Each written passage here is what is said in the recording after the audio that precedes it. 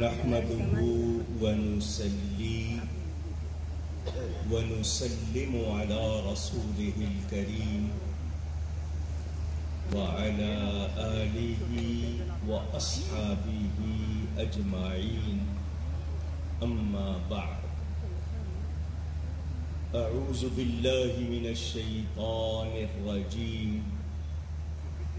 بسم الله الرحمن الرحيم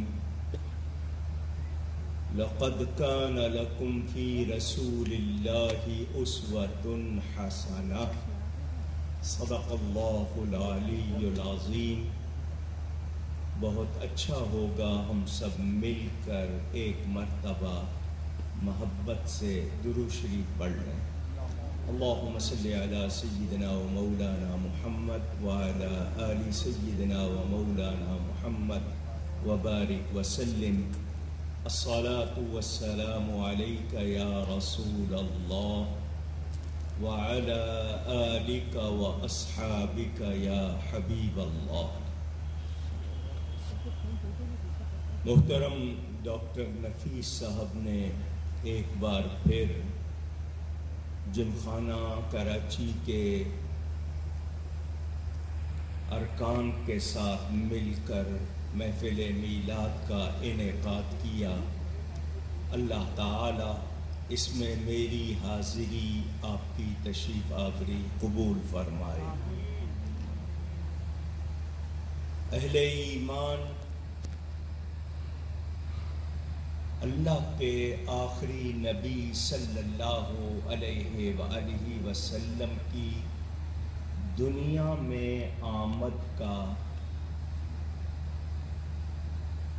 اپنے طرف سے خوشی کر کے اظہار کرتے ہیں کہ وہ تشریف لائے جن کی برکت سے کل کائنات بنی۔ ہمارا یہ چھوٹا سا بہت معمولی سا ہدیہ ہوتا ہے، ان کی شان کے لائق ہم کچھ بھی نہیں کر سکتے، مگر جیسا کہ مشہور ہے کہ جب حضرت یوسف علیہ السلام کو بیچا جا رہا تھا مصر کے بازار میں، تو وہاں بادشاہ بھی تھے، وزیر بھی تھے، مالدار بھی تھے۔ ایک خاتون جو چرخہ کاٹتی تھیں، دھاگے کے حوالے سے خواتین جانتی ہوں گی، تو وہ ایک گولا بنا لیتے ہیں دھاگے کا، تو وہ وہی لے کر بازار میں آ گئی۔ تو کسی نے کہا کہ کیوں آئی ہو؟ تو کہنے لگی یوسف علیہ السلام کے خریداروں میں شامل ہونا چاہتی۔ مجھے پتا ہے میں ان کو نہیں خرید سکتی، یہاں ہیرے جواہرات سونا چاندی ہے، مگر میں چاہتی ہوں میرا نام آ جائے، تو ہم بھی میلاد بنا کر آقا کی خوشی کا اظہار کر کے ان کے چاہنے والوں میں، ان کے غلاموں میں اپنا نام لکھوانے کے لیے یہ محفل سجاتے ہیں کہ کل قیامت کے دن یہ کہہ سکیں کہ ہم نے بھی خوشی منائی۔ یہ خوشی منانا اللہ کی سنت ہے۔ قرآن کریم میں اللہ تعالی خود فرماتا ہے قُلْ بِفَضْلِ اللَّهِ وَبِرَحْمَتِهِ فَبِذَلِكَ فَلْيَفْرَحُوا۔ اے میرے حبیب آپ فرما دیجئے اللہ کا فضل ملے، اس کی رحمت ملے تو خوشیاں مناؤ۔ هُوَ خَيْرٌ مِّمَّا يَجْمَعُونَ، اور یہ دولت دھن جمع کرنے سے بہتر خوشی منانے پہ خرچ کرنا، نیکی کے کام پر خرچ کرنا فضول خرچی نہیں ہوتا۔ اور یہ جس کے صدقے میں سب کچھ ملا ہے، سب انہی کی برکت ہے۔ اگر وہ نہ ہوتے تو اللہ فرماتا ہے میں اپنا رب ہونا بھی ظاہر نہ کرتا۔ تو جس بارگاہ سے، جس کے وسیلے سے رب ملا ہے، انہی کی برکت سے سب ملا ہے۔ ہمیں خیال رکھنا ہے اس بات کو کہ حضور نبی کریم صلی اللہ علیہ وسلم اللہ تعالیٰ کی عطا ہیں، کائنات کے محسن ہیں، وہ محسن انسانیت بھی ہیں، معلم بھی ہیں۔ اور میں نے جو آیت پڑھی، اللہ فرماتا ہے رسول پاک صلی اللہ علیہ وسلم کی ذات میں تمہارے لیے نمونہ ہے۔ ہمیں نبی کریم صلی اللہ علیہ وآلہ وسلم ملے، ہم بازار سے کوئی مشین لیتے ہیں، اس کے ساتھ ہمیں مینول ملتا ہے کہ اسے کیسے استعمال کرنا ہے، ہاؤ ٹو یوز۔ اس کے مطابق جب وہ مشین استعمال کرتے ہیں اس کا رزلٹ ملتا ہے، وہ صحیح چلتی ہے۔ اگر وہ ہدایت نامہ نہ ہو تو ہمارے لیے مشکل ہو جاتا ہے۔ وہ ڈایاگرام بناتے ہیں، شکلیں بنا کر استعمال کا طریقہ واضح کرتے ہیں۔ نبی کریم صلی اللہ علیہ وسلم کائنات میں آئے ہیں تو انسانی شکل میں آئے۔ قرآن کا موضوع انسان ہے، انسان کے اندر کروڑوں کارخانے لگے ہیں، اس کے لیے بھی کوئی مینول، کوئی ہدایت نامہ ہونا چاہیے تھا۔ تو اللہ تعالیٰ نے ہمیں قرآن عطا کیا کہ اگر ہم اسے پڑھتے جائیں تو ہمیں دنیا برتنے، دنیا کو کیسے برتنا ہے اس کا سلیقہ، طریقہ آ جائے۔ مگر ہم جانتے ہیں کوئی ٹپیکل، کوئی پیچیدہ، کوئی مشکل مشین ہوتی ہے تو اس کے ساتھ کوئی ماہر بھی آتا ہے جو عمل کر کے پریکٹس کرواتا ہے اور ہمیں اس کا صحیح استعمال کر کے دکھاتا ہے تاکہ ہمارے لیے اور آسانی ہو۔ تو اللہ تعالیٰ نے ہمیں نبی پاک صلی اللہ علیہ وسلم بھی عطا کیے۔ اب جان لیجئے کہ ہمیں دو طرح سے قرآن ملا ہے، ایک لفظوں کی شکل میں، ایک عمل کی شکل میں۔ لفظوں کو دیکھنا ہو تو قرآن کے 30 پارے دیکھ لیں، ان پر عمل دیکھنا ہو تو سیرت مصطفیٰ دیکھ لیں۔ نبی کریم صلی اللہ علیہ وسلم کو ہمارے لیے نمونہ بنا دیا گیا، اور نمونہ اسی ہستی کو بنایا جاتا ہے جس میں عیب نہ ہو، نقص نہ ہو، خرابی نہ ہو۔ اللہ تعالی خود سے بے عیب ہے اور اس نے اپنے نبی کو بے عیب بنایا ہے۔ فرق ہے، اللہ خالق ہے، نبی مخلوق ہیں، برابری نہیں ہے، مگر اللہ کی مخلوق میں وہ سب سے بہتر ہیں، سب سے اعلیٰ ہیں، اور ان جیسا کوئی اور نہیں، نہ ہی آ سکتا ہے۔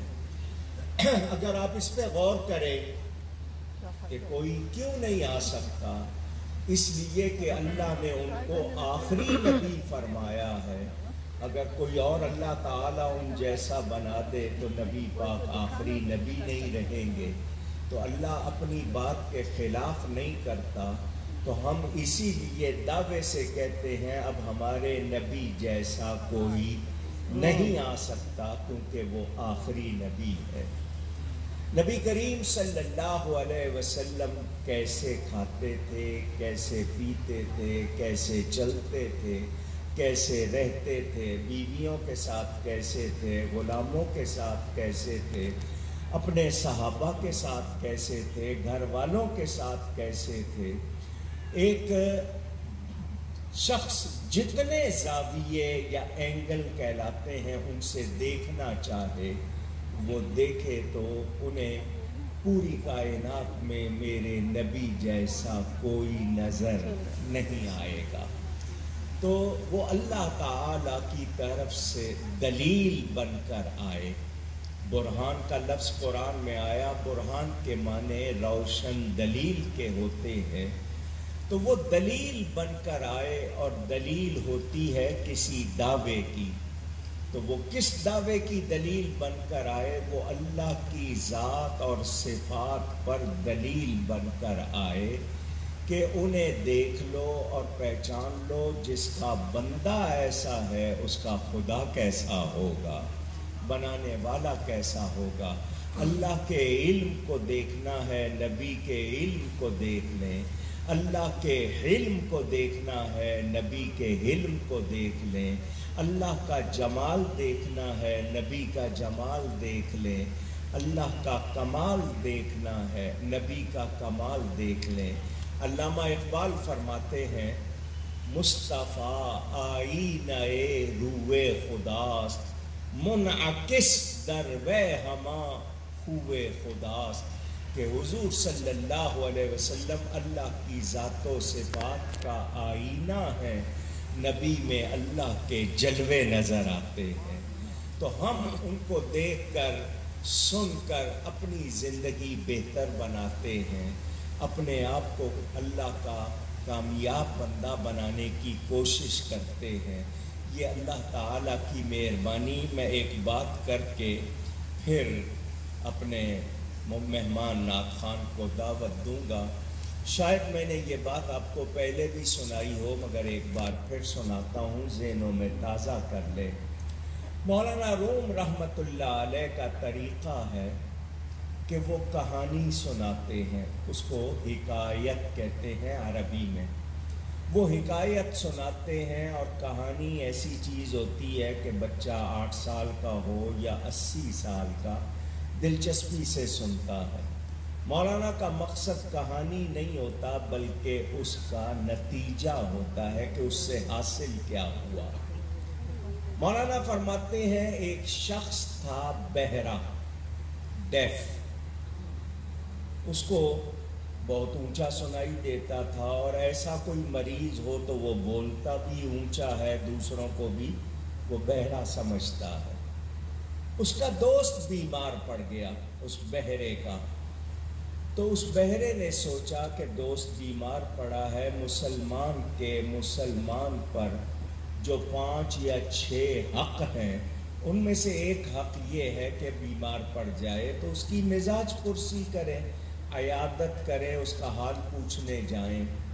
تو مجھے جانا چاہیے، میرا دینی فریضہ بھی ہے، اخلاقی تقاضا بھی ہے۔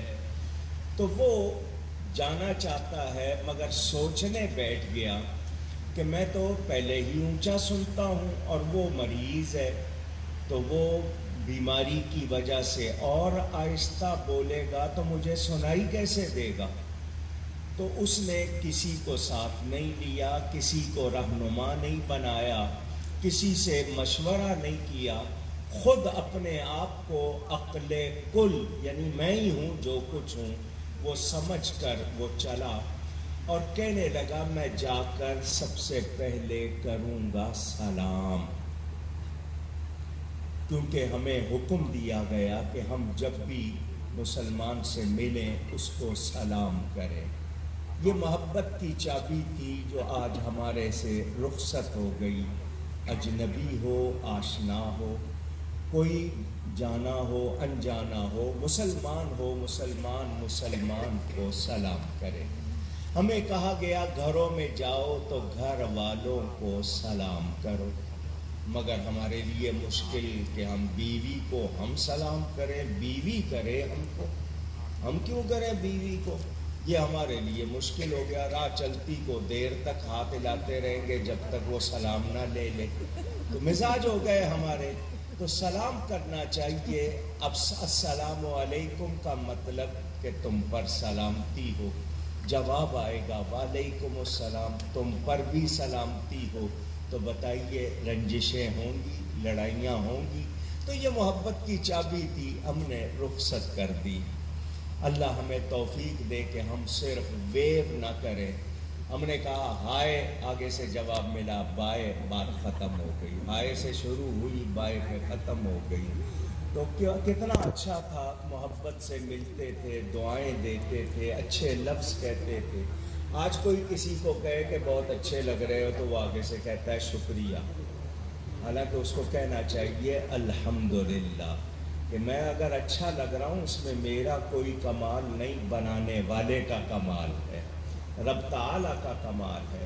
کوئی آپ کو کوئی تحفہ دے، آپ شکریہ کہتے ہیں، وہ بھی ٹھیک ہے، جزاکم اللہ کہہ دیں کہ اللہ تمہیں جزا دے، دعا بھی ہو گئی، ثواب بھی ہو گیا، کیونکہ یہ عربی کے جتنے حرف ہیں ان کو بولنے پر ایک حرف پر ہمیں 10 نیکیاں مل جاتی ہیں۔ میں ایک مرتبہ اللہ کہوں میرے حصے میں 40 نیکیاں آ جاتی ہیں، سبحان اللہ کہوں 90 نیکیاں آ جاتی ہیں۔ تو ہمیں چاہیے کہ ہم ان چیزوں کو اپنائیں۔ میں لمبا نہیں کروں گا۔ اس نے کہا میں جا کر سلام کروں گا، یقیناً وہ جواب دے گا، پھر وہ بٹھائے گا مجھے تو میں اس سے پوچھوں گا تمہارا کیا حال ہے۔ ہمارے ہاں لوگ کہتے ہیں کیسی طبیعت ہے، طبیعت بیمار کی پوچھی جاتی ہے، ملنے والے سے اس کا حال پوچھا جاتا ہے۔ عربی میں کیف الحال کہتے ہیں، آپ کیسے مزاج ہیں، کیا حال احوال۔ تو میں پوچھوں گا کیا حال ہے تو وہ کہے گا پہلے سے بہتر ہوں، افاقہ ہے، اچھا محسوس کر رہا ہوں۔ یعنی اس نے سوال بھی خود طے کیے، اس کی طرف سے جواب بھی خود طے کر لیے۔ تو جب وہ کہے گا پہلے سے بہتر ہوں تو میں کہوں گا الحمدللہ، یعنی جواب کا جواب بھی خود سوچ لیا۔ پھر میں دوسرا سوال کروں گا کون سی دوا استعمال کر رہے ہو، تو وہ کوئی اچھی دوا کا نام لے گا تو میں کہوں گا اس کو جاری رکھنا، اسی سے تمہیں شفا ہوگی۔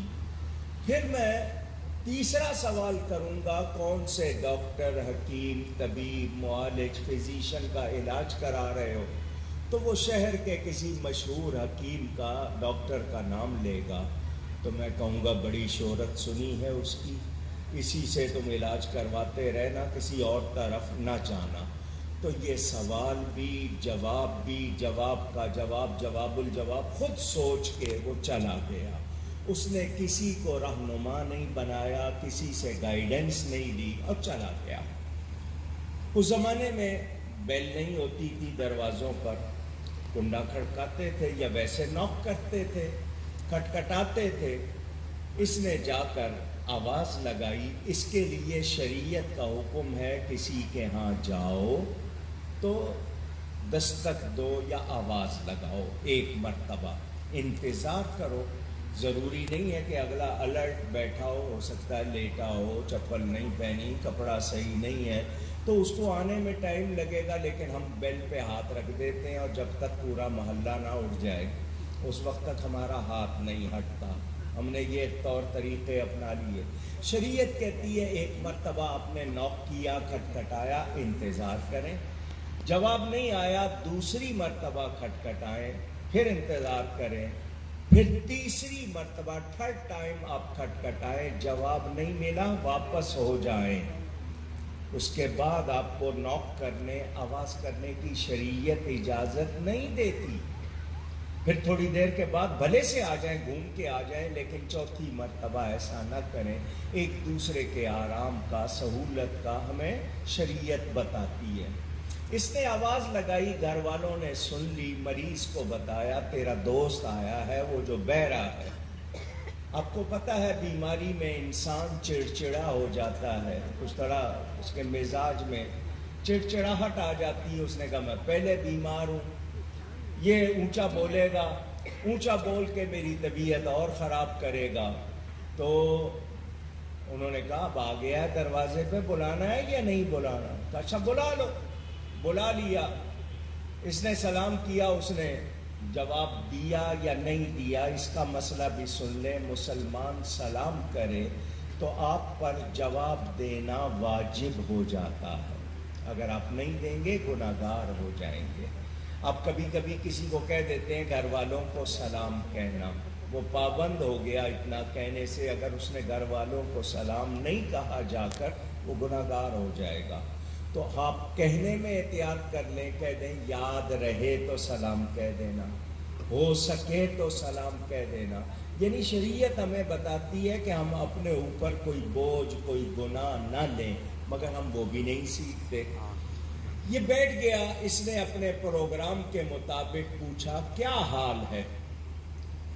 وہ بیماری میں تھا، اس کے آنے سے کچھ اور تھوڑا سا وہ ایریٹیٹ ہو رہا تھا، تو اس نے اپنی آواز میں کہا مر رہا ہوں۔